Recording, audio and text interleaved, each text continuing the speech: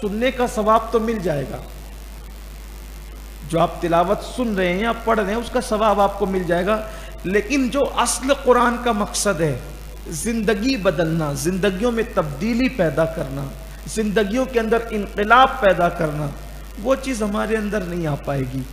اور نتیجہ آپ دیکھ لیں، لوگ قرآن پڑھ تو رہے ہیں لیکن قرآن سمجھ نہیں رہے۔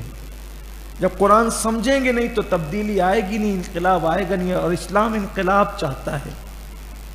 تو آئیے ہم آغاز کرتے ہیں اس سورہ مبارکہ سے جس کو سورۃ الفاتحہ کہتے ہیں۔ اس کو سمجھنا چاہیے کہ سورہ فاتحہ کی اہمیت کیا ہے۔ جب بھی کوئی مصنف کوئی کتاب لکھتا ہے تو وہ مقدمہ لکھتا ہے۔ ہر کتاب کے شروعات میں ایک مقدمہ ہوتا ہے، تمہید ہوتی ہے۔ وہ پوری کتاب کا نچوڑ اپنے مقدمے کے چند صفحات میں بیان کرتا ہے۔ ہزاروں صفحات کی کتاب ہوگی لیکن چند سو صفحات میں یا چند صفحات میں یا درجنوں صفحات میں وہ پوری کتاب کا خلاصہ اپنی صلاحیت کے مطابق پیش کرے گا۔ جیسے آپ دیکھیں کہ ابن خلدون نے کتاب لکھی اور پوری ایک ضخیم جلد میں اس کا مقدمہ ہے۔ اکثر تاریخ کے طلباء کو یہ کہا جاتا ہے کہ اگر پوری نہ پڑھ سکو تو مقدمہ دیکھ لینا، تو سمجھ میں آ جائے گا۔ ایسے ہی آپ اور بھی کتابیں جو پڑھتے ہیں آپ کو پتہ ہے۔ تو ہر دنیا کا مصنف مقدمے میں پوری کتاب کا نچوڑ رکھتا ہے بلا تمثیل۔ اللہ کی پوری کتاب کے سارے مضامین اللہ کے رسول علیہ السلام فرماتے ہیں وہ سورہ فاتحہ میں موجود ہیں۔ سارے مضامین سورہ فاتحہ میں، ایک ہی رکوع ہے اس کی اور 7 آیتیں ہیں، لیکن کیا شان ہے اس سورت کی۔ آپ کو دعا کرنے کا وقت نہیں ہو، ٹائم نہیں ہو، جس نیت سے بھی اس سورت کو آپ پڑھ لیں آپ کو مانگنے سے زیادہ ملے گا۔ کوئی بیمار ہو اس پہ پڑھ کے دم کر دیں اسے شفا، اسی لیے اس کا نام حدیث میں سورۃ الشفا بھی ہے کہ اس کے ذریعے سے اللہ تعالیٰ بندوں کو شفا عطا۔ اور صحابہ کرام بہت زیادہ جھاڑ پھونک کے لیے کچھ معاذ اللہ وہ دوسری چیزوں کا استعمال نہیں کرتے تھے، یا تو وہ سورۃ الفاتحہ پڑھتے تھے یا تو قرآن مقدس کی آخری صورتیں۔ سورہ فاتحہ کی شان یہ، ابھی بھی یہ جو کورونا کی وبا جو چل رہی ہے، آپ اگر مریض کے کان میں بسم اللہ کی میم کو الحم کی لام میں ملا کر 7 مرتبہ پڑھ کے دونوں کان میں دم کر دیں، پھر اس کی برکت دیکھیں۔ کوئی مرض ہو، کیسا ہی مرض ہو، بڑی بات ہے سورہ فاتحہ کی۔ اور میں تو یہ لوگوں سے کہتا ہوں کہ جو 5 وقت کی نماز پڑھے وہ تو بلاؤں سے محفوظ ہی رہے، اس لیے کہ ہر رکعت میں سورہ فاتحہ پڑھنا۔ دراصل مسئلہ یہ ہے نا کہ سورہ فاتحہ پڑھ تو رہے ہیں لیکن توجہ ہی نہیں ہے کہ پڑھ کیا رہے ہیں۔ کتنا عظیم خزانہ ہاتھ میں ہے، اس پر توجہ نہیں ہے۔ اس سورہ مبارکہ کا نام جو ہے فاتحہ ہے، قرآن کے اسرار و رموز کو کھولنے والی سورت۔ اس کو اللہ کی رحمتوں کے باب کو کھولنے والی سورت۔ رحمتوں کے ابواب کھلتے ہیں اس سورت کو پڑھنے سے، علم کے ابواب کھلتے ہیں اس سورت کو پڑھنے سے۔ یہ ام القرآن بھی ہے، قرآن کی اصل ہے یہ۔ 7 مثانی بھی ہے، بار بار دہرائی جانے والی سورت ہے۔ کائنات میں جتنی یہ سورت پڑھی جاتی ہے کوئی سورت اتنی نہیں پڑھی جاتی۔ یہ سورہ فاتحہ آغاز ہوتا ہے بسم اللہ شریف سے، حالانکہ بسم اللہ شریف کسی سورت کا جز نہیں ہے۔ بسم اللہ اس لیے پڑھی جاتی ہے کہ 2 سورتوں کے درمیان فصل کرے۔ البتہ یہ سورۃ النمل کی آیت کا ایک حصہ ضرور ہے، اس لیے قرآن مقدس اللہ کا کلام ہی، یہ بھی بسم اللہ شریف کسی سورت کا، یعنی جو سورت ابتدا میں پڑھے اس کا کوئی حصہ نہیں ہے، یہ صرف فصل کے لیے پڑھی جاتی ہے۔ اور اللہ کے حبیب علیہ السلام نے صحابہ کو حکم دیا تھا کہ کوئی بھی کام کرو تو بسم اللہ سے کرو، کوئی بھی کام، حتیٰ کہ اگر چراغ بجھاؤ تو بھی بسم اللہ پڑھ کے بجھاؤ، گھر کا دروازہ کرو تو بسم اللہ، گھر کا دروازہ بند کرو تو بسم اللہ پڑھ کے بند کرو، جو کام کرو بسم اللہ پڑھ کے۔ کیوں؟ حدیث پاک میں آتا ہے کہ جس کام کے آغاز میں بسم اللہ پڑھ دی جاتی ہے اس کام کی تکمیل اللہ کے کرم پر ہو جاتی ہے، پھر اللہ اس کو پورا فرماتا ہے۔ ہر کام کی ابتدا میں بسم اللہ۔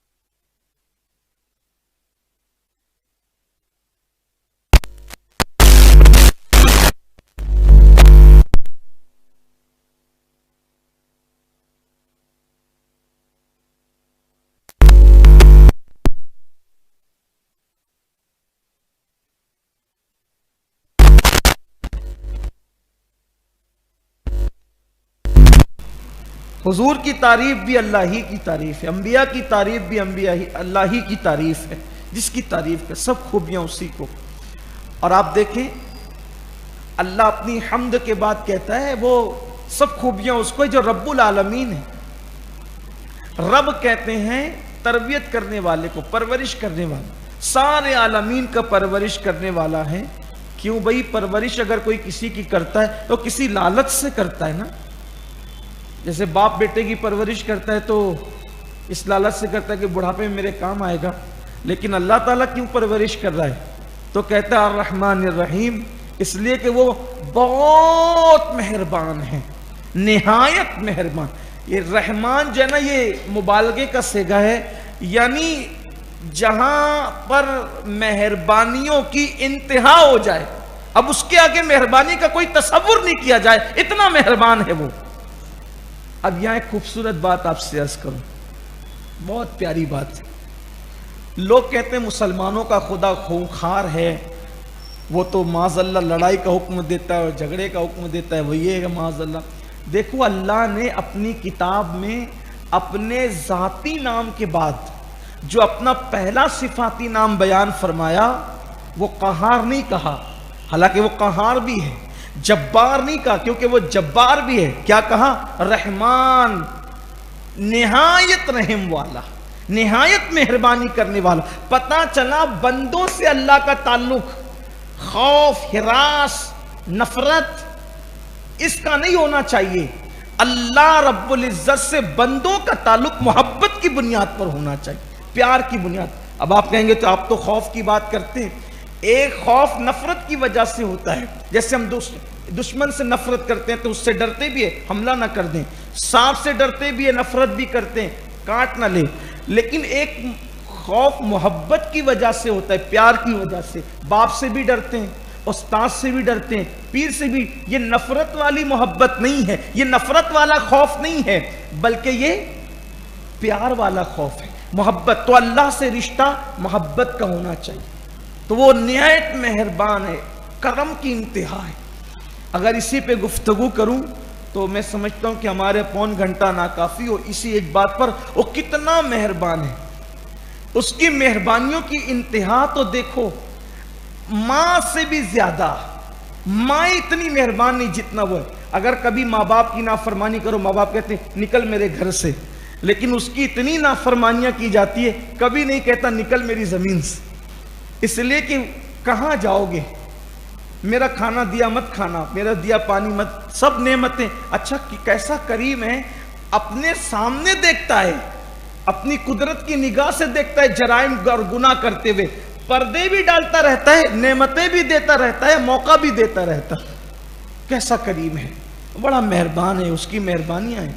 پھر اس کے بعد فرمایا کہ لیکن اس کو رحمان اور رحیم سمجھ کر کے بے باک نہیں ہو جانا۔ تو آگے دیکھیے کیسا تسلسل ہے، اس کو رحمان اور رحیم سمجھ کر بے باک نہیں ہو جانا، تسلسل۔ وہ مالک یوم الدین بھی، وہ بدلے کے دن کا وہ حساب بھی لے گا۔ پھر اگر تم بے باک ہوئے تو پھر وہ آگے اس یاد رکھنا، وہ حساب بھی لے گا اور سب کو کٹہرے میں کھڑا کرے گا، کیا بادشاہ، کیا تاجدار، کیا امیر، کیا غریب، اور سب سے لے گا۔ حتیٰ کہ سینگ والی بکری نے بغیر سینگ والی بکری کو مارا ہوگا تو اللہ سینگ والی بکری کو بھی اس دن سزا دے گا کہ تو نے بغیر سینگ والی بکری کو کیوں مارا تھا۔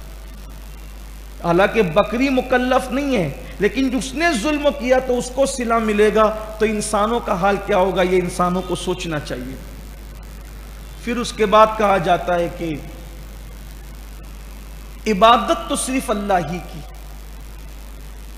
اللہ کے سوا کسی کی عبادت نہیں، ایک ہی ذات ہے عبادت کے لائق، وہ ہے رب محمد۔ رب محمد کے سوا کوئی عبادت کے لائق نہیں، کوئی خدا عبادت کے لائق نہیں، ایک ہی خدا۔ تو بندوں سے کہلوایا جا رہا ہے، یہاں بھی کتنی خوبصورت بات ہے، کہا جاتا ہے ایاک نعبد، ہم تیری ہی عبادت کر رہے اکیلے، اور کیا کہتا ہے ہم تیری عبادت۔ تو یہ ہم کون ہے؟ تو یہاں پر صوفیہ بہت خوبصورت نقطہ بیان کرتے ہیں، ارے تو عبادت جو کر رہا ہے تو تیری عبادت اس قابل نہیں ہے کہ قبول ہو جائے۔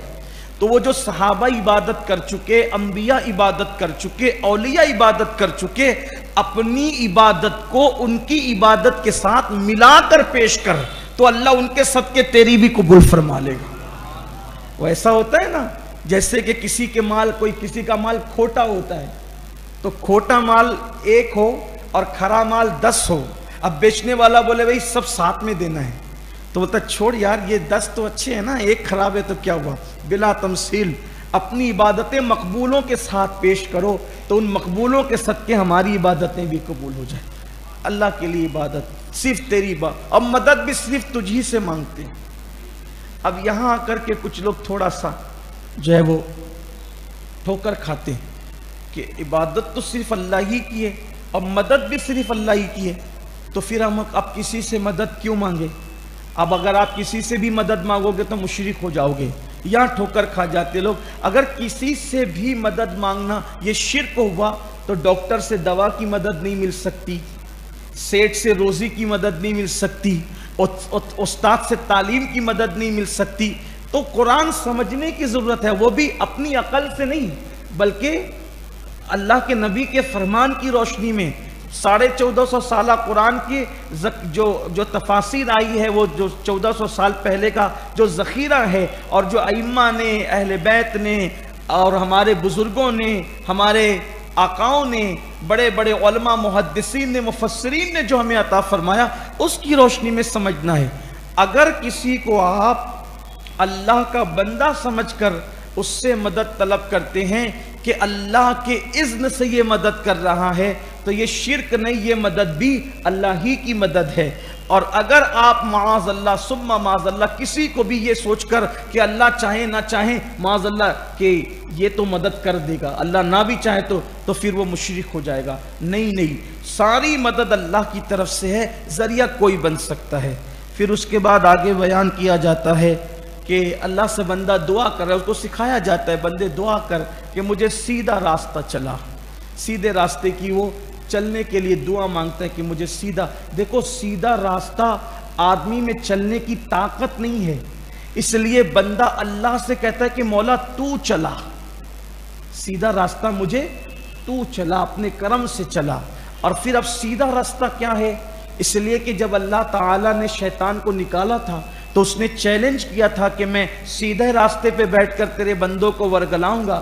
تب سیدھے راستے میں بڑے اختلاف ہے, تو بندے اس کو پہلے ہی دن واضح کر دیا گیا یہ سیدھا راستہ کس کا راستہ ہے. تو پھر وہ بھی بیان کر دیا گیا کہ نبیوں کا راستہ, صدیقین کا راستہ, شہداء کا راستہ اور اولیاء کا راستہ, یہ سیدھا راستہ ہے, تمہیں اس کی طرف چلنا ہے.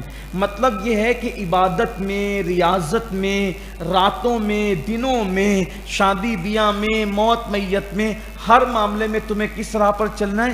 جس راستے پر انبیاء کرام چلے وہی سیدھا راستہ ہے. پھر اس کے بعد سیدھے راستے کے بعد ٹیڑھے راستے کی بھی نشاندہی کر دی گئی اور کہا گیا کہ مولا ان کا راستہ نہ چلا جس پر تو نے غضب کیا یا جو بہک گئے. یعنی ہمیں ولیوں کا راستہ چلا, ہمیں صدیقین کا راستہ چلا, ہمیں شہیدوں کا راستہ چلا, ہمیں نبیوں کا راستہ چلا, مگر ہمیں یہودیوں کا اور عیسائیوں کا راستہ نہ چلا. نہ ہم یہودیوں کے راستے پہ جانا چاہتے ہیں کہ یہودیوں نے کتابیں بدل دی, یہودیوں نے نبیوں کی توہین کی, یہودیوں نے نبیوں کو قتل کیا, یہودیوں نے نبیوں کی بے ادبی کی, ظلم کیا, زیادتی کی, اور عیسائیوں نے حضرت عیسیٰ علیہ السلام کو محبت میں خدا کا بیٹا کہہ دیا, ان کی ماں کو معاذ اللہ خدا کی بیوی کہہ دیا. تو نہ ہم ان کے راستے چلا ہمیں, نہ ان کے راستے چلا. مجھے اپنی قوم کو دیکھ کر اتنا افسوس ہوتا ہے کہ ہم ہر دعا میں کہتے ہیں غیر المغضوب علیہم ولا الضالین, کہ اللہ نہ ہمیں یہودیوں کے راستے پہ چلا, نہ ہمیں عیسائیوں کے راستے پہ چلا, اور نماز کے بعد چلتے انہی کے راستے پہ. بال کٹیں گے تو انہی کے انداز میں, کپڑے ہوں گے تو انہی کے انداز میں, شادی بیاہ ہوں گی تو انہی کے انداز میں, ملاقات ہوگی تو انہی کے انداز میں, کھانا پینا ہوگا تو انہی کے انداز میں. یعنی اللہ نے جس کی طرف جانے سے منع کیا ہے اس کی طرف زیادہ لوگوں کی توجہ ہو رہی ہے. اللہ میری قوم کے حال پر رحم فرمائے, اور اللہ یہود و نصارہ کی فکر سے اس قوم کو محفوظ رکھے اور ان کی سازشوں سے محفوظ رکھے.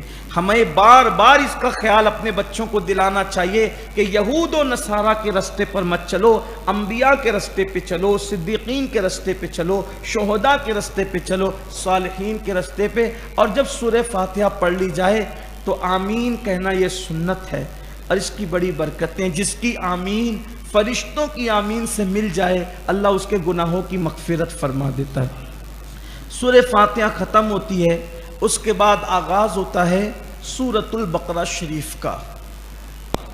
سورۃ البقرہ کے کچھ مضامین آپ کو پہلے میں اشارتاً بتاؤں کہ اس میں ایک واقعہ اللہ نے بیان فرمایا ہے, گائے کے وہ اس کے ذبح کا واقعہ.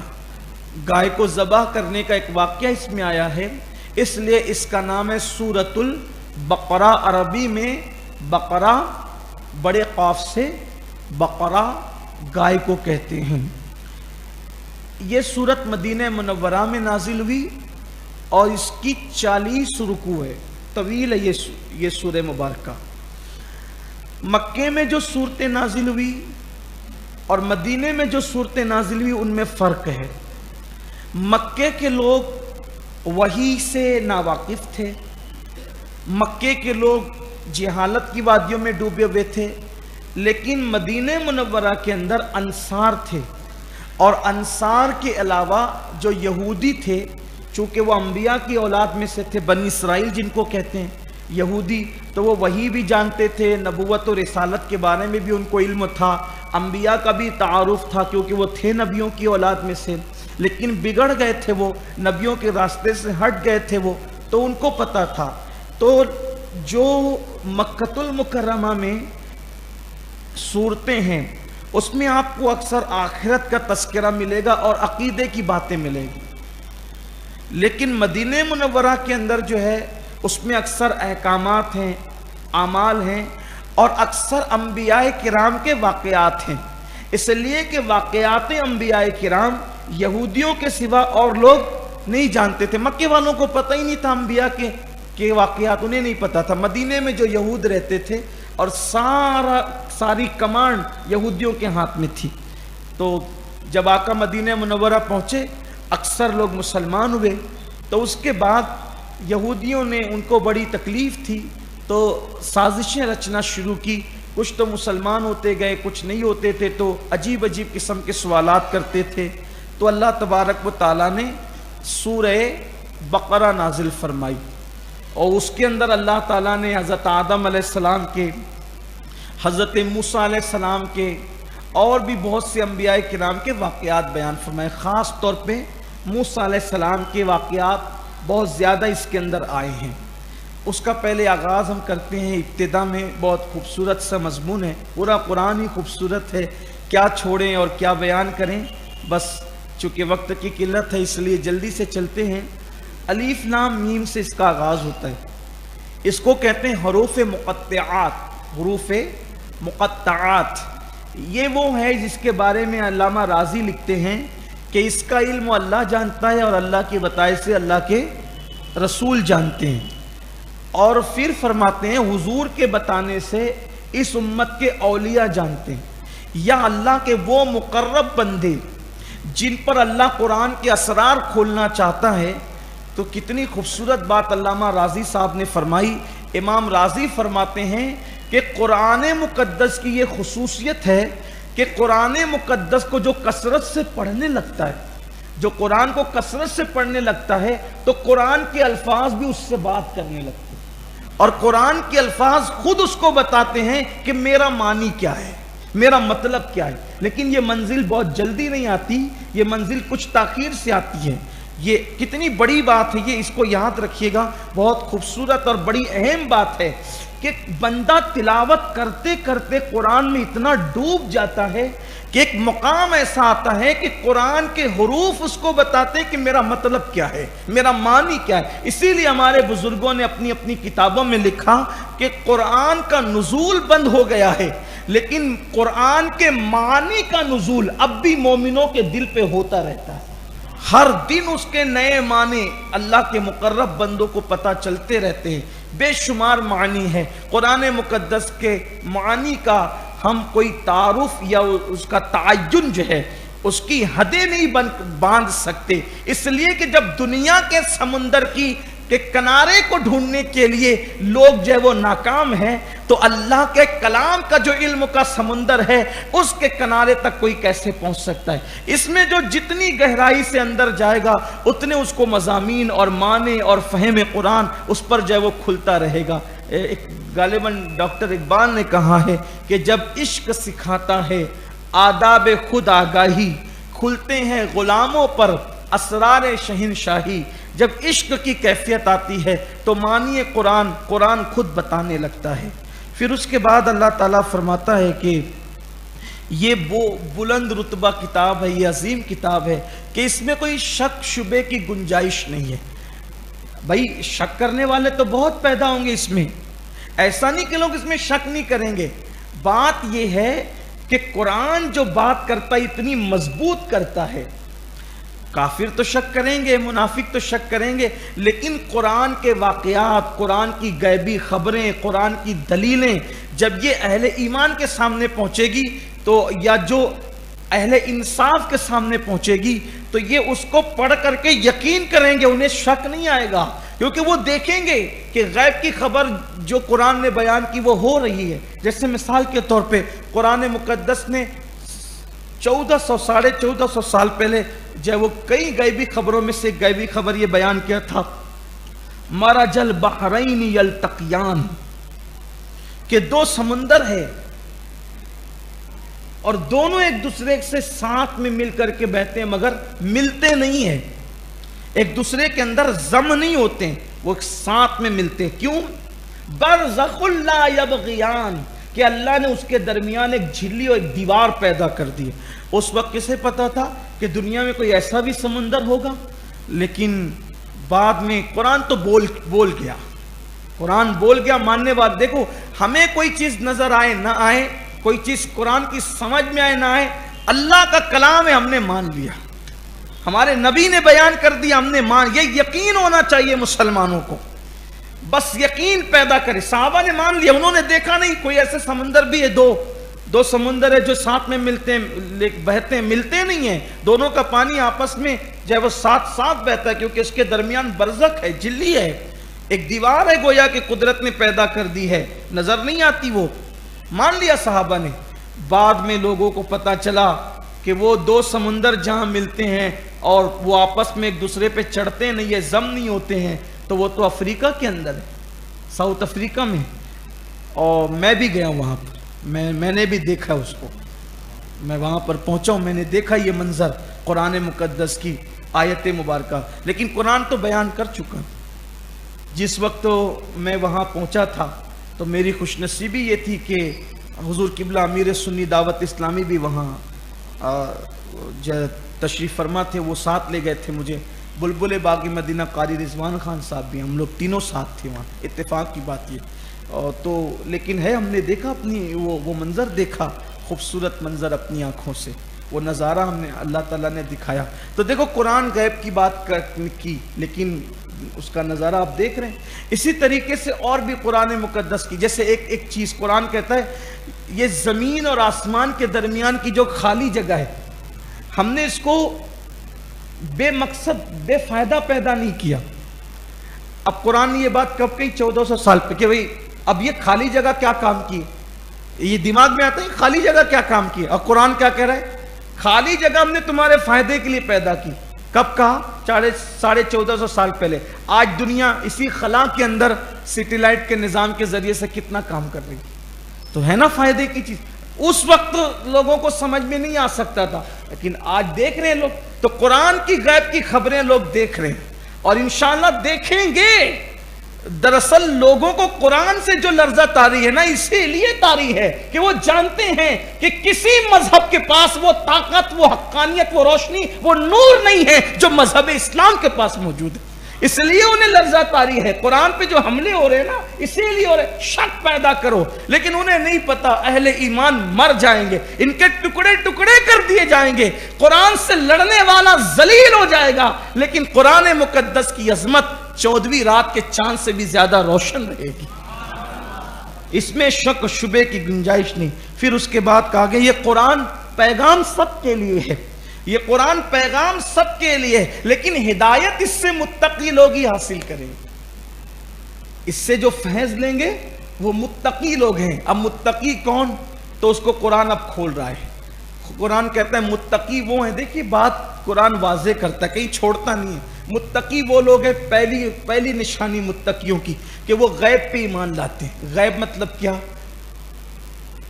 وحی، برزخ، قبر کے اندر کیا ہوگا وہ جو بتایا گیا، آخرت، جنت، دوزخ، اور خود غیب الغیب اللہ کی ذات. المختصر یہ کہ حضور علیہ السلام نے جتنا بتایا اس سب کو مان لینے کا نام ہے ایمان بالغیب. سب حضور نے غیب کی خبریں دی نا. اب جس نے غیب کی خبریں دی وہی تو غیب داں نبی ہے صلی اللہ علیہ وسلم. اب ہمیں قبر نظر آتی ہے کہ یہ 2 گز ہے، چھوٹی سی اتنی سی قبر نظر آتی 2 گز ہے، لیکن حدیث پاک اس کے لیے یہ ہے کہ یا تو وہ جنت کے باغوں میں سے ایک باغ ہے یا تو وہ جہنم کے گڑھوں میں سے ایک گڑھا ہے. ہم نے مان لیا اس کو. ہمیں اپنی آنکھوں پر اعتماد اتنا نہیں ہے جتنا نبی کے فرمان پر ہے، کیونکہ میرے اللہ کی شان ہے. ارے یہ 2 گز قبر زمین تو بہت بڑی ہے. جب وہ ماں کے پیٹ میں، اتنے سے پیٹ میں پورے بچے کو سما دیتا ہے، سوچے نا ذرا کہ کیا شان ہے اس کی. تو وہ قبر کے اندر اگر کوئی جنت کا باغ بنا دے یا جہنم کا گڑھا بنا دے، اس کے لیے کوئی مشکل نہیں ہے. کن فیکن اس کی شان ہے. وہ کہتا ہے کن ہو جا تو ہو جاتا ہے معاملہ. تو متقیوں کی پہلی نشانی کیا ہے کہ وہ ایمان لاتے ہیں غیب پہ. مان لیا ہمیں جو نظر نہیں آ رہا ہے، غیب کہتے ہیں حواس خمسہ سے جو اللہ نے ہمیں حواس دیے، جب اس سے معلوم نہ کر سکیں وہ غیب ہے. تو قیامت غیب ہے، وہی غیب ہے، آخرت غیب ہے، جنت دوزخ غیب ہے، قرآن اللہ کی کتاب ہے یہ بھی تو غیب ہے. حضور ہی نے بتایا نا اللہ کی کتاب ہے. سب کو مانو، یقین کرو اس پہ، ایک ذرہ برابر ہلنا ڈلنا نہیں، یقین کے ساتھ، محکم یقین کے ساتھ. تو یہ متقیوں کی پہلی علامت ہے. پھر متقیوں کی دوسری علامت بیان فرمایا کہ وہ لوگ جو ہیں نماز قائم کرتے ہیں. متقیوں جو قرآن سے فائدہ لینے کی صلاحیت رکھتے ہیں. قرآن جن کے لیے ہدایت ہے، پہلی نشانی تو ایمان ہے. دوسری نشانی ایمان لانے کے بعد وہ بے نمازی بن کے گھومتے نہیں ہے، بلکہ وہ نماز قائم کرتے ہیں. یا 2 جملے بول کے آگے بڑھنا چاہتا ہوں. نماز کی فضیلت پہ تقریریں بہت موجود ہے. نماز پڑھنے کا حکم نہیں دیا گیا اس میں. یہاں نماز پڑھنے کی بات، پوری امت نماز پڑھ رہی ہے اس وقت. 250 کروڑ مسلمان ہیں، سب نماز پڑھ رہے ہیں، کوئی کم کوئی زیادہ، اور نماز پہ توجہ بھی ہے ماشاءاللہ لوگوں کی، مبارکباد ہے. لیکن قرآن نے نماز پڑھنے کا نہیں کہا. قرآن نے کہا اقامت صلاح، نماز قائم کرو. پڑھنے میں اور قائم کرنے میں کیا فرق ہے؟ پڑھنے میں اور قائم کرنے میں کیا؟ پڑھتے ہیں ہم، قائم کرنے والے. اقامت صلاح، اس کی تشریح میں مفسرین لکھتے ہیں اقامت صلاح کی پہلی شرط کہ جان بوجھ کر کبھی نماز چھوڑتا نہیں ہے، پہلی شرط. یعنی سر درد کر دیا، بخار آ گیا، نہیں، بیمار ہے، کتنا بھی بیمار ہے، کھڑا نہیں ہو سکتا، بیٹھ کے پڑھے گا، بیٹھ کے نہیں پڑھ سکتا، لیٹ کے پڑھے گا، اشارے سے پڑھے گا، لیکن جان بوجھ کے وہ نماز نہیں چھوڑے گا. اقامت صلاح پہلی چیز. دوسری بات، پھر اس اقامت صلاح میں ایسا نہیں کہ جیسے چاہو پڑھ لو. کچھ لوگ کہتے ہیں ارے اللہ قبول کرنے والے جیسے چاہو پڑھ لو. اقامت صلاح کے بارے میں یہ ذخیرہ ہے 1400 سالہ ہمارے پاس، اس میں یہ ہے. اقامت صلاح کا مطلب یہ ہے کہ نماز کی ظاہری اور نماز کے باطنی قوانین کو سامنے رکھ کر اس پر عمل کیا جائے، یہ اقامت صلاح. نماز پڑھ کے چھٹی نہیں ملے گی، نماز قائم کرو. اب ظاہری شرطیں کیا ہیں؟ تکبیر تحریمہ سے لے کے سلام پھرنے تک کون سے ارکان کو کس قانون کے مطابق کرنا چاہیے. جیسے ایک چھوٹی سی بات بتاتا ہوں. لوگ نماز شروع کرتے تو وہ یوں سر جھکاتے، اللہ اکبر. یہ نماز کے قانون کے خلاف ہے. آپ کو سر جھکا کے تکبیر تحریمہ نہیں کہنا ہے، آپ کو کعبے کی طرف سامنے دیکھ کر تکبیر تحریمہ کہنا ہے. یہ قانون ہے. صلو کما رأیتمونی اصلی کا، نماز ایسے پڑھو جیسے مجھے پڑھتے ہوئے دیکھتے ہو. پھر اس کے بعد یعنی دل میں کہا اللہ اکبر، سنائی خود کو بھی سنائی نہیں دیا، نماز ہی شروع نہیں ہوئی. اس لیے نماز سیکھو، اس کے قاعدے کے مطابق، قانون کے مطابق مسائل سیکھ کر نماز پڑھو. یہ تو ظاہری شرطیں ہوئی. اور باطنی شرط یہ ہے کہ خشوع و خضوع کے ساتھ یہ منزل ہونی چاہیے، ان تعبد اللہ کأنک تراہ فإن لم تکن تراہ فإنہ یراک، کہ جب تم اللہ کی عبادت کرو تو اس شان سے کرو کہ گویا تم اللہ کو دیکھ رہے ہو. یہ بڑی منزل ہے عبادت، تم اللہ کو دیکھ رہے ہو، یہ شان ہونی چاہیے. اور اگر یہ پوزیشن تمہاری نہیں ہے تو پھر یہ کہ اللہ تمہیں دیکھ رہا ہے، اور اللہ تو تمہیں دیکھ ہی رہا ہے. تو کم سے کم یہ متقی لوگوں کی نماز اقامت صلاح ہے کہ جب نماز میں کھڑے رہو تو سوچو کہ اللہ مجھے، یہ اقامت صلاح. نماز پڑھ کے کچھ نہیں ملنا ہے، نماز قائم کر کے. میں آپ کی حوصلہ شکنی کرنے نہیں آیا، لیکن آپ سے یہ ضرور کہنا چاہتا ہوں، زندگی میں کسی عالم کو، کسی مبلغ کو 2 گھنٹے کا ٹائم کبھی دے کر کے ایک مرتبہ نماز سیکھ. صرف 2 گھنٹے، بلکہ 2 گھنٹے بھی نہیں، اگر 1 گھنٹہ بھی آپ دے دے تو آپ نماز سیکھ لیں. کم سے کم اتنی تو سیکھ لیں گے کہ چلو ظاہری طور پہ نماز ہو جائے. کسی دن ہم ایک ایسا پروگرام سیٹ کر لیتے ہیں کہ جس میں آپ اور ہم سب شریک ہو جائیں اور اس میں پریکٹیکل طور پر ایک بار نماز کی اصلاح کر لیں. بلکہ اگر اللہ نے توفیق دی تو اپنے کام کریں گے کہ آخری عشرے میں ہی کسی دن بیان مختصر کر کے ہم تھوڑا سا ٹائم اس پر دے دیں گے تاکہ ہماری نماز درست ہو جائے. اللہ کرے ایک بار نماز درست، یہ جنت کی چابی ہے نماز. ساری چابیوں کو اپنے پاس رکھنے کی فکر کرتے ہیں، ذرا یہ بھی چابی، اس کی بھی ذرا فکر کریں. تو وہ متقی لوگ وہ ہیں کہ جو نماز کو قائم کرتے ہیں. پھر فرمایا وہ حلال کمائی سے اللہ کی راہ میں خرچ کرتے، یعنی جن کو قرآن فائدہ دے گا، کس کو دے گا؟ ایمان والوں کو. پھر ایمان لانے کے بعد نماز قائم کریں، پھر اللہ نے جو دیا ہے اس میں سے خرچ کریں. کس کی راہ میں؟ اللہ. سب اپنے لیے ہڑپ نہیں کرنا، سب اپنی ذات پر ہی خرچ نہیں کرنا، اللہ کی راہ میں بھی خرچ کرنا. یہ متقیوں کی نشانی ہے. پھر فرمایا جو آپ پر نازل ہوا وہ اس پہ بھی ایمان لاتے ہیں، اور جو آپ سے پہلے نازل ہوا اس پر بھی ایمان لاتے ہیں. اور یہاں کہہ کے قرآن رک گیا. دیکھو یہاں بھی کیا پیارا نقطہ آ رہا ہے کہ قرآن کہتا ہے جو آپ پہ نازل ہوا وہ اس پہ ایمان لاتے ہیں، اور جو آپ سے پہلے نازل ہوا اس پر ایمان لاتے. آپ کے بعد جو نازل ہوگا اس پر بات نہیں کی گئی، اس لیے کہ آپ کے بعد کچھ نازل ہونا ہی نہیں ہے. تو یہ آیت بھی ختم نبوت کا اعلان کر رہی ہے کہ اب آپ کے بعد تو کسی چیز کو ماننا ہی نہیں ہے، جو آپ پر آ گیا بس وہ ختم ہے، یہ آخری ہے، اس کے بعد کچھ آنا ہی نہیں ہے. تو یہ بھی یہاں بھی ختم نبوت کا اعلان ہو رہا ہے. پھر اس کے بعد فرمایا کہ وہ آخرت پر بھی ایمان لاتے اور یہی لوگ کامیاب ہیں. پھر ایک لمبا چوڑا تعارف منافقین کا کرایا گیا. اب میں وہ سب چیزیں نہیں پڑھوں گا، صرف 2 جملوں میں منافقین کا تعارف بیان کر دوں. حضور علیہ السلام جب مدینہ شریف گئے تو کچھ یہودی تھے جو حضور علیہ السلام سے چڑھتے تھے، ناراض رہتے تھے، لیکن ان کی کچھ چل نہیں پاتی تھی. تو انہوں نے یہ منصوبہ کیا کہ ظاہر میں کلمہ پڑھ لو اور دل میں کافر رہو، یہودی رہو. اس کو کہتے ہیں، یعنی زبان سے کلمہ پڑھے اور اندر سے کافر رہے، اس کو کہتے ہیں منافق. پھر ان کی نشانیاں بیان کی. لیکن میری گزارش ہے، آج کے دور میں ہم کسی کو منافق نہیں کہہ سکتے. وجہ کیا ہے؟ اس لیے نہیں کہہ سکتے کہ زبان پہ کلمہ اور دل میں کفر ہے. تو ہمارے پاس دلیل کیا ہے کہ اس کے دل میں کفر ہے؟ ہم نے تو اس کا دل چیر کے دیکھا نہیں نا. تو اس لیے ہم کسی کو منافق کہنے میں بہت احتیاط سے کام لیں، کسی کو جلدی سے منافق نہ کہیں. ہاں معاذ اللہ اگر اس کی زبان پر کوئی ایسی چیز آ جائے کہ جو حضور علیہ السلام کی توہین و بے ادبی ہو، کلمہ بھی پڑھ رہا اور بے ادبی بھی کر رہا اور ہم اس کو سن لیں، تب اس کے منافق ہونے میں کوئی شک نہیں. لیکن ایسے زبردستی اپنی اٹکل سے کسی کو نہیں کہیں، بہت بڑی ذمہ داری کی بات ہے. تو کسی کو منافق نہ کہا کرے، اس کا بہت خیال کیا کرے. تو منافقین کی پھر وہ بیان کی گئی، اس کی صفات کو، ان کی صفات کو. پھر اس کے بعد قرآن کو جو اللہ کی کتاب نہیں مانتے تھے، انکار کرتے تھے، پھر ان کو اللہ نے چیلنج کیا کہ جو میں اپنے محبوب پر، اپنے بندے خاص پر یہ کتاب نازل کرتا ہوں، اگر تم یہ سوچتے ہو کہ یہ اللہ کی کتاب نہیں ہے، تمہیں اس میں کوئی جو ہے وہ تردد ہے، شک ہے، تو تم اس جیسی ایک صورت ہی لے آؤ.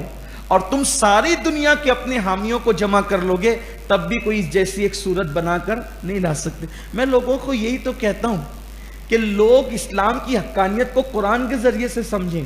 یہ جو ایسی اٹھ کر کے جو کیڑے مکوڑے اور سانپ بچھو اپنا فن کھولتے ہیں، منہ کھولتے ہیں اور بکواس کرتے ہیں قرآن کے خلاف، پیغمبر اسلام کے خلاف، کیوں کرتے ہیں؟ ارے اسلام کو جھوٹا ثابت کرنا اگر چاہتے ہو، اگر تمہارے اندر دم خم ہے تو تمہارے لیے آسان سی بات ہے کہ جیسے ایک صورت لے آؤ. تمہارے لیے، تم کو تو لگتا ہے نا آسان سی بات، صورت لے آؤ. لیکن اس کو بھی قرآن کہہ چکا، نہ لا سکو گے اور ہرگز نہ لا سکو گے. یہ بھی قرآن نے غیب کی خبر دے دی، لا ہی نہیں سکو گے. کتنی بھی اچھی عربی جان لو، اچھا وہ تو سب عربی لوگ تھے جن کو قرآن نے چیلنج کیا، وہ نہیں لا سکے تو جو اردو صحیح نہیں بول پاتے وہ کیا لا پائیں گے؟ جن کا تو پورا گزر بسر ہی جو ہے وہ سنسکرت پر اور پتہ نہیں کن کن زبانوں پر ہوتا ہے، وہ کیا لا سکیں گے بیچارے؟ اوقات ہی نہیں، حیثیت ہی نہیں ہے. قرآن کی وہ حقانیت ہے، اس جیسی کوئی صورت. بڑے بڑے عرب کے شاعر حیران تھے، جو آتا تھا، بلکہ ابو جہل چھپ کر قرآن سن رہا تھا ایک بار. بلکہ ایک بار تو ایسا ہو گیا کہ حضور قرآن پڑھتے، مکی دور تھا، تو وہ لوگ منہ پہ کمبل ڈال کر، چادریں ڈال کر کے چپکے سے سنتے تھے. اتفاق ایسا ہوا کہ ایک بار سب چپکے چپکے، وہ سوچا تھا کہ میں اکیلا سن رہا ہوں، وہ سوچا تھا کہ میں اکیلا سن رہا ہوں، اور جب جانے لگے تو رستے میں سب ٹکرا گئے. ایسا ہوتا ہے نا، چوری سے کہیں جاتے ہیں تو سامنا ہو جاتا ہے تو کیا حالت ہوتی ہے نا. تو جب ایسا ہو جائے تو وہ ایک دوسرے سے ٹکرا گئے تو بڑے شرمندہ ہوئے، پوچھا تو کہاں سے آ رہا ہے، تو کہاں سے آ رہا ہے. اب تو چھپا نہیں سکتے تھے تو کہا کہ وہ محمد عربی جو کلام پڑھتے وہ سن رہے. تو آپس میں کہنے لگے سچ بتانا کیا ایسا کلام کسی شاعر کا ہوتا ہے؟ کہا نہیں، یہ کوئی شاعر کا نہ کلام ہے، نہ کسی انسان کا ہے، نہ کسی جنات کا ہے. یہ کلام کسی ما فوق الفطرت ذات کا کلام، یعنی یہ اللہ کا کلام. ابو جہل نے ایک مرتبہ اکرمہ نے پوچھا، بھائی جو چھپ کے آپ قرآن سنتے ہیں محمد عربی سے، سچ بتانا کیا ہے؟ ابو جہل نے کہا تھا، بیٹا قرآن انسان کا کلام نہیں. جو محمد عربی پڑھتے، کہا بابا مان کیوں نہیں لیتے پھر؟ کہا بیٹا سب تو ان کے ہاتھ میں چلا گیا ہے، ان کے خاندان کے ہاتھ میں. ہمارے پاس جو تھوڑا موڑا اقتدار ہے، اگر مان لیں گے تو یہ بھی چلا جائے گا. صرف اقتدار کے لیے. پتہ چلا یہ قرآن کے بارے میں خلاف بکواسیں یوں ہی نہیں ہوتی، کہیں نہ کہیں اقتدار کی ہوس، کہیں نہ کہیں اپنے نام کی ہوس رہتی ہے، یہ سب چیزیں ہیں، لیکن قرآن تو قرآن ہے۔ 1450 سال بیت گئے، ایک حرف لوگ قرآن سے نہیں نکال سکے، بڑی بڑی ظالم حکومتیں آئی، کیسے کیسے لوگ آئے قرآن، لیکن مجھے بس شکایت ہے تو اتنی کہ کوئی کچھ کر نہیں سکتا، صرف مسلمان اگر قرآن کا دامن مضبوطی سے پکڑ۔ قرآن کیا کہتا ہے، قرآن کو پڑھو، کنز الایمان شریف روزانہ پڑھو، ایک ہی رکوع پڑھو، ایک رکوع نہیں 3 ہی آیت پڑھو، اس کو ترجمے کے ساتھ تفسیر کے ساتھ پڑھو، نہیں سمجھ میں آتا ڈائری میں نوٹ کر لو، اپنے علماء سے پوچھو، نہیں کوئی ملتا ہے تو آپ کا خادم موجود ہے، آپ میرے پاس آ جاؤ، مجھے جو ٹوٹی پھوٹی میں نے اپنے بزرگوں سے سنا ہے وہ آپ کو سمجھانے کی کوشش کروں گا، میرے سمجھ میں نہیں آئے گا اپنے اساتذہ سے پوچھ کر بتاؤں گا، لیکن قرآن کے قریب آؤ۔ قرآن وہ ڈاکٹر اقبال کو دیکھیں، ڈاکٹر اقبال کی شاعری کے اندر جو غضب کا تفکر ہے، فکر ہے، انقلابیت ہے، چاشنی ہے، کیا ہے؟ قرآن کی برکت۔ کہتے ہیں ڈاکٹر اقبال کے بارے میں لوگ کہ جب وہ قرآن پڑھتے تھے رات کو تو اتنے آنسو ٹپکتے تھے قرآن پر کہ صبح کو وہ جو قرآن کی تلاوت کرتے تھے اس مصحف کو صبح کی دھوپ میں سکھانے کے لیے رکھنا پڑتا تھا، اس شان سے وہ قرآن پڑھتے تھے۔ قرآن کی شان ہے، جو قرآن کے قریب آیا اللہ نے اس کو نواز دیا۔ فرمایا گیا قرآن زمین کے اوپر اللہ کا ہاتھ ہے، جو اللہ تعالیٰ کے قریب ہونا چاہے وہ قرآن کی رسی کو تھام لے۔ قرآن بڑی عظیم چیز ہے۔ تو پھر اس کے بعد حضرت آدم علیہ السلام کا واقعہ آتا ہے، میں پچھلے سالوں میں اس کو بیان کر چکا، اب اس کی طرف میں نہیں جاؤں گا، اگر آپ کو سننا ہے تو آپ پچھلے سالوں کی طرف رجوع کریں۔ آدم علیہ السلام کی پیدائش کا ذکر اس میں تفصیل سے کیا گیا، یہاں صرف جو ہمارے نوجوان تاریخ اور سائنس پڑھتے ہیں ان کے لیے صرف ایک اشارہ دینا چاہتا ہوں۔ آدم علیہ السلام کا واقعہ بیان کرنے جو قرآن نے کیا ہے اس سے ہمیں پتہ چلتا ہے، یہ جو لوگ کہتے ہیں نا کہ انسان بندر تھا پہلے، تو وہ ہوگا کوئی تمہارا باپ دادا جو بندر تھا۔ ہم جس کی اولاد آدم علیہ السلام کی وہ اللہ کا پیغمبر ہے، اور آدم اتنے ہی خوبصورت تھے جتنے دوسرے انبیاء خوبصورت تھے۔ آدم علیہ السلام کا حسن دوسرے انبیاء سے کوئی کم نہیں تھا، تو یہ پہلے آدمی بندر تھا اور اب انسان ہو گیا، ہماری کوئی ایسا عقیدہ نہیں ہے۔ ہمارا پہلا انسان اور ہمارا اللہ کا نبی ہے اور آدم علیہ السلام ہے، اور اللہ نے بڑی شان سے ان کو اپنے دست قدرت سے پیدا فرمایا۔ پھر اس کے بعد وہ ابلیس کا تذکرہ بھی اس میں آیا ہے، اس کے تکبر کا، اس کے گھمنڈ کا، اس کو جنت سے نکال کر جہنم کی طرف پھینکنے کا بھی تذکرہ کیا گیا، اس کی گمراہی کا، اس کے کفر کا تذکرہ کیا گیا، اور ہمیں بتایا گیا کسی سے جلو مت، کسی سے حسد مت کرو، گھمنڈ مت کرو، تکبر مت کرو، ورنہ فرشتوں کی صف میں رہنے والا ابلیس آدم علیہ السلام سے حسد کر کے، جلن کر کے، گھمنڈ کر کے اپنے علم پر جنت سے نکال کے پھینک دیا گیا۔ اس لیے کسی کی ترقی دیکھ کے، کسی کے اچھے دن دیکھ کے، کسی کی عزت دیکھ کے جلنا نہیں، حسد نہیں کرنا، یہ ہمیں قرآن بتا رہا ہے۔ پھر اس کے بعد اللہ تعالیٰ نے حضرت موسیٰ علیہ السلام کے دور کا ایک واقعہ بیان فرمایا، وہ واقعہ بھی پورا نہیں بتائیں گے، اس سے اشارہ دیں گے، وقت ہمارا ہو چلا ہے، اور اس لیے کہ ابھی ہماری یہ تفسیر کی محفل ختم ہوگی تو اوپر کے منزلے پر دوسری تراویح شروع ہوگی۔ جو لوگ پہلی تراویح نہیں پڑھتے ہیں ان کے لیے دوسری تراویح کا اہتمام ہے، تو اوپر کے منزلے پہ شروع ہوگی، تو ہمیں وقت کی پابندی کرنا ہوگا۔ ہوا یہ موسیٰ علیہ السلام کے دور میں کہ ایک بھتیجے نے اپنے چچا کو اس کا مال حاصل کرنے کے لیے اس کو قتل کر دیا، اور قتل جو کر دیا تو قتل کرنے کے بعد وہ جس محلے سے ان کی انبن چلتی تھی وہ لاش اٹھا کر کے اس محلے میں لے جا کر کے ڈال دیا، اور پھر خود ہی شور کرنے لگا کہ میرا چچا مر گیا، میرا چچا مر گیا۔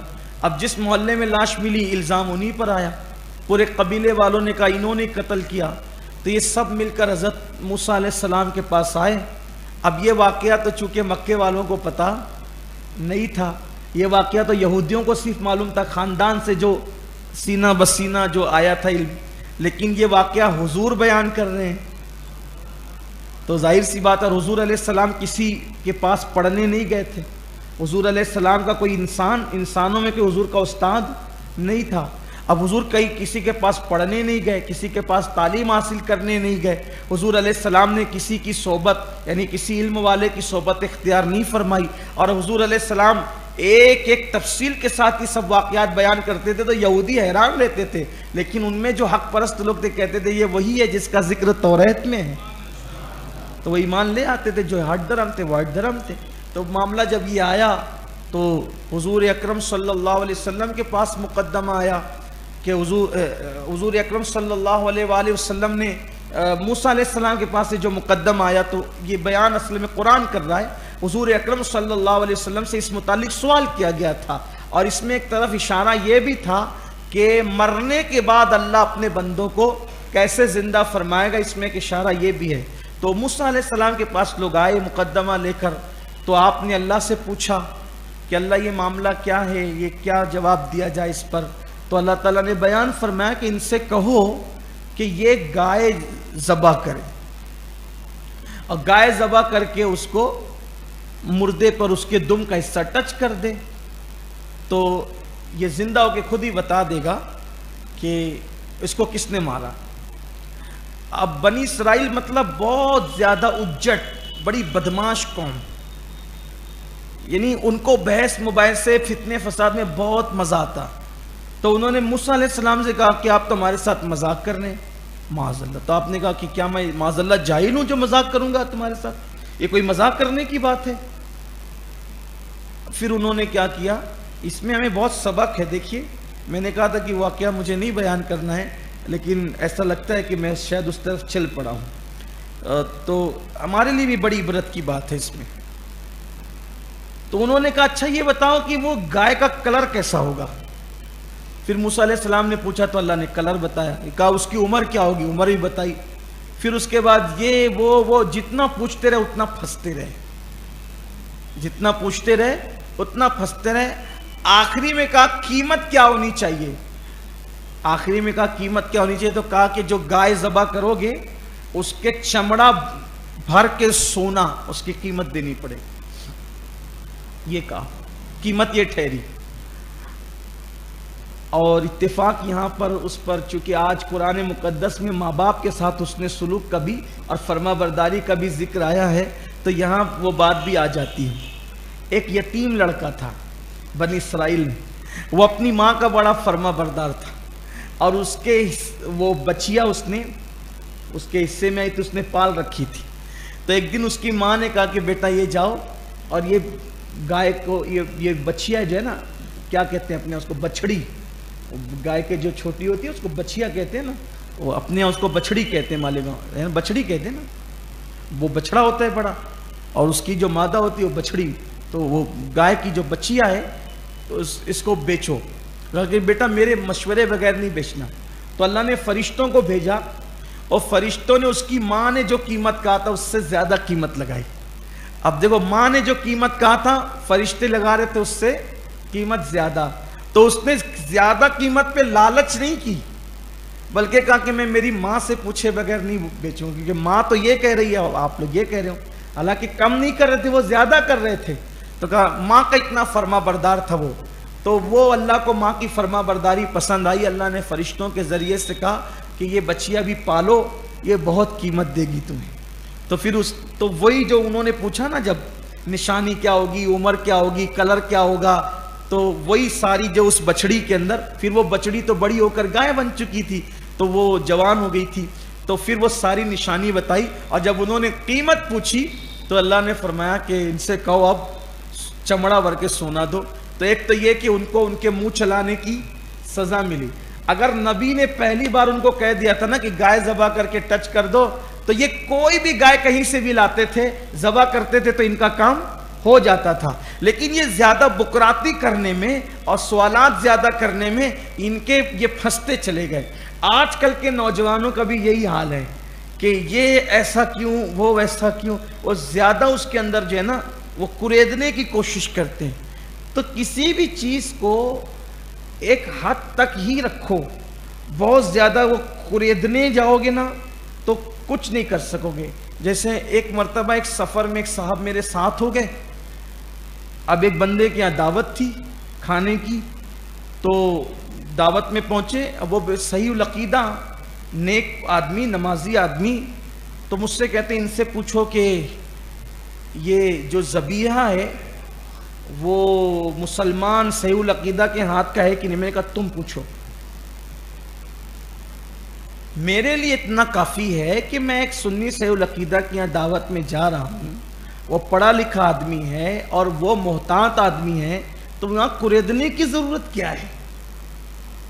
وہ میں نے کہا تم ہی پوچھو، تو انہوں نے پوچھا تو اس نے کہا نہیں میں اس کو جانتا ہوں۔ میں نے کہا کہ اب میں آپ سے دوسرا سوال کرتا ہوں کہ جب یہ ذبح کر رہا تھا تو اس نے بسم اللہ زور سے پڑھی تھی کہ دھیرے پڑھی تھی؟ یہ بتاؤ انہیں۔ کہا نہیں یہ تو مجھے نہیں پتا۔ میں نے کہا پھر ان سے کہو یہ نہ کھائیں، اس لیے کہ قریدنے مت بیٹھو، اللہ رسول نے قریدنے کی اجازت نہیں دی، جتنی چیز ہمیں کہیے اتنا کرو۔ ہاں اگر کوئی ایسے ملک میں آپ پہنچ گئے جہاں آپ کو ایسا لگتا ہے کہ کافروں کی اکثریت ہے، صحیح العقیدہ مسلمان نہیں، وہاں تحقیق کیجئے۔ آپ مسلمانوں کے گھر میں بھی لوگوں کو یوں تکلیف پہنچائیں گے؟ غیبت کرنے کے لیے تو آپ تھکتے نہیں ہو۔ ایک جناب کو میں نے دیکھا کہ وہ دھندا کرتے ہیں سود کا، پکڑے بھی گئے بعد میں، اور وہ جیب میں کٹورا لے کر کے پھرتے رہے کہ میں جو ہے وہ ہوٹل کے کپ میں چائے نہیں پیتا۔ تو میں نے کہا پھر ہوٹل کی چائے کیوں پیتے ہو، گھر کی پیو۔ یہ لنگڑا لولا کہاں سے تم نے تقوی اختیار، یہ تقوی کو لقوہ کہاں ہے تمہارا؟ یہ کوئی بات ہوئی؟ تو یہ ساری چیزیں نہ کرو، جتنا حضور نے کیا ہے واللہ وہی تقوی ہے، اس سے زیادہ جو پڑے گا وہ خرافات میں پڑے گا۔ اور حضور نے کیا کیا سنو، حضور نے کیا کیا۔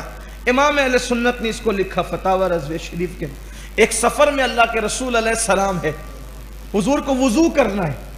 دیکھو یہ جو نوجوانوں سے خاص توجہ چاہتا ہوں، یہ جو قریدتے ہیں نا، قریدنے والوں کو کہہ رہا ہوں دین آسان ہے، الدین یسر، دین آسان، اسے مشکل نہ بنا، بشروا ولا تنفروا یسروا ولا تعسروا، خوشخبری سناؤ لوگوں کو نفرت مت دلاؤ، آسانی بتاؤ مشکل میں مت ڈالو۔ معاذ اللہ یہ بھی نہیں کہ آسانی کے چکر میں حرام کام کریں، یہ بھی نہیں کہتا، افراط و تفریط نہیں۔ درود شریف پڑھ۔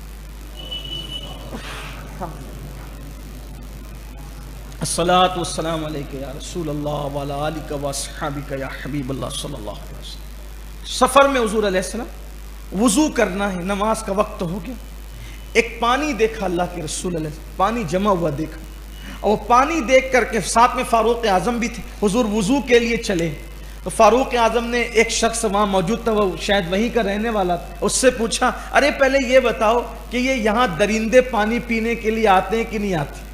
اس سے پہلے کہ وہ وہاں کا آدمی بولتا، حضور نے کہا چپ رہو، مت بتاؤ، کچھ مت بتاؤ۔ پھر فاروق اعظم سے فرمایا عمر جب یہ معاملہ تمہاری نظر سے چھپا ہوا ہے تو اس میں قرید کر تحقیق کر کے مشقت میں کیوں پڑتے ہو؟ جب تمہیں معلوم نہیں ہے تو یہ پانی تمہارے لیے پاک ہے، اور جب تمہارے لیے پاک ہے تو تم اس سے وضو کر سکتے ہو، اس لیے پوچھ کر کے اپنے لیے مصیبت کھڑی مت کرو، مشقت میں مت ڈالو۔ یہ ہے اسلام کی روش، یہ ہے، اسی پر چلو، قریدو نہیں کسی چیز۔ ہاں جتنا اسلام کہتا ہے تحقیق کا بالکل کیجئے تحقیق۔ جیسے کچھ لوگ اتنے بے باک ہیں معاذ اللہ کہ جن چیزوں کے اندر حرام چیزیں ملی کھا رہے ہیں، لوگ بھی حرام چیزیں پی رہے ہیں، حرام چیزیں استعمال کر رہے ہیں۔ لیکن اب کسی اخبار میں آ گیا یہ بسکٹ میں سور کی چربی ملی ہوئی ہے، اب وہ پورے لوگ پڑ گئے نہیں یہ بسکٹ نہیں کھانا، اس دوا کے اندر یہ سور کی چربی ملی ہوئی ہے۔ ایسے اخبار کی رپورٹ سے کوئی بسکٹ حرام نہیں ہوتا، ایسے یوٹیوب چینل پر کوئی بھی اٹھ کر کے منہ سے بول دے تو یہ اس میں سور کی چربی ہے، ایسے حرام نہیں ہوتا۔ آپ نے اپنی نگاہ سے دیکھا، آنکھ سے دیکھا، دیکھیں علماء کی تحقیق دیکھیں، اس کے لیے قطعی کسی چیز کو حرام کہنے کے لیے قطعی اور یقینی ثبوت کی ضرورت ہے۔ ایسے کسی کے کہنے سے کسی نے چھاپ دیا اخبار میں اس میں یہ ہے، اس میں آپ نے بسکٹ کھانا، آپ نہیں کھا رہے ہیں، آپ کا تقوی ہے، چھوڑ دیا آپ نے، شک کی وجہ سے شک والی چیز کو چھوڑ دینا تقوی ہے۔ لیکن جو کھا رہے ہیں آپ ان کے بارے میں کہتے ہیں کہ تو سور کی چربی کھا رہے ہیں، آپ مسلمان پہ بہتان لگا رہے ہیں، ایسا نہیں ہے۔ کسی کے بھی کچھ کہہ دینے سے کچھ نہیں ہوتا۔ اللہ تعالیٰ ہمیں توفیق عطا فرمائے۔ پھر آگے بہت سارے واقعات آئے ہیں اور بھی بہت ساری چیزیں کہی گئی ہیں، اب ہمارا وقت مکمل ہوا، اللہ تعالیٰ ہم سب کو توفیق عطا فرمائے۔ ہاں بول. ہاں ایک سوال یہ کسی اوپر 11 بجے میں نے بتا دیا ابھی کہ جماعت ہوگی انشاءاللہ. اوپر جانا ہے اور جنہیں دوسری تراویح پڑھنا ہے. سوال کیا گیا تراویح کی نیت کے حوالے سے. تو جس نے پوچھا ہے تو تراویح کی نیت آپ 2 رکعت کریں, 2 رکعت کریں, ہر مرتبہ نیت کریں. نیت کی میں نے 2 رکعت سنت تراویح واسطے اللہ کے, وہ میرا طرف کعبہ شریف کے پیچھے سے امام کے. اللہ اکبر. زبان سے نہ کہہ سکیں, صرف ہر مرتبہ دل میں اتنا خیال کر لیں اللہ میں تیرے لیے امام کے پیچھے سنت تراویح پڑھ رہا ہوں. یہ نیت کر لیں, اس لیے کہ نیت جو ہے وہ دل کے ارادے کا نام ہے. زبان سے کہہ لینا افضل ہے. اللہ توفیق دے. گفتگو کے درمیان کوئی غلطی ہو تو اللہ معاف فرمائے. الفاتحہ.